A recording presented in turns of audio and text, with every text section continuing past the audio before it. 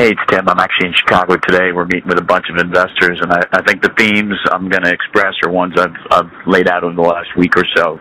Even yesterday, talking about the move out of EM into DM.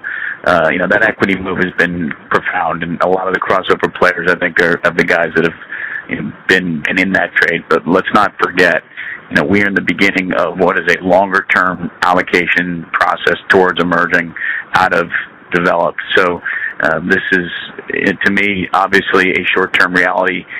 But as rates start to back up in the developed world, where I don't think equities have priced this in, you're going to have a lot of people reassessing. The ultimate question for emerging investors is, as developed markets really start to pull back, and this has been a phenomenal melt-up since QE2 started in November, where do emerging markets, which have already priced in a fair amount of interest rate hikes and certainly domestic inflation issues, begin to take additional pain on? I think there's a limit, and I think, again, this may be the ultimate sign of divergence for emerging.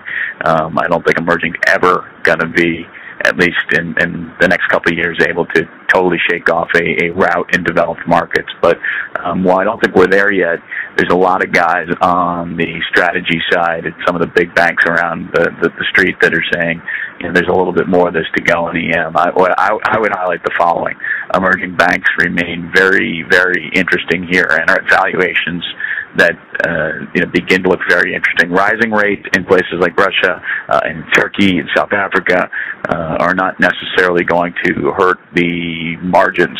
And so NIMs, which have actually been holding up, I think, are places you start to look. Some of the currencies look phenomenally cheap, especially on a trade-weighted basis. If you look at South Africa, if you look at Turkey, what's going on in India is much of a reaction to inflation as it is obviously a reaction to the corporate governance issues. And I think with Egypt, with India, with the corporate governance, the reality check for a lot of new investors to emerging is that there is geopolitical volatility, that there are major corporate governance things you have to question all the time.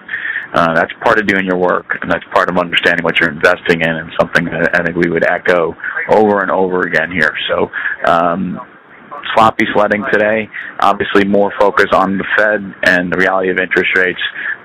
But again, pick your spots here. There's a number of the companies, especially in the mining space, that I think their free cash flow levels are never better. And I think they're going to remain very strong with commodity prices at these levels. We'll talk to you soon.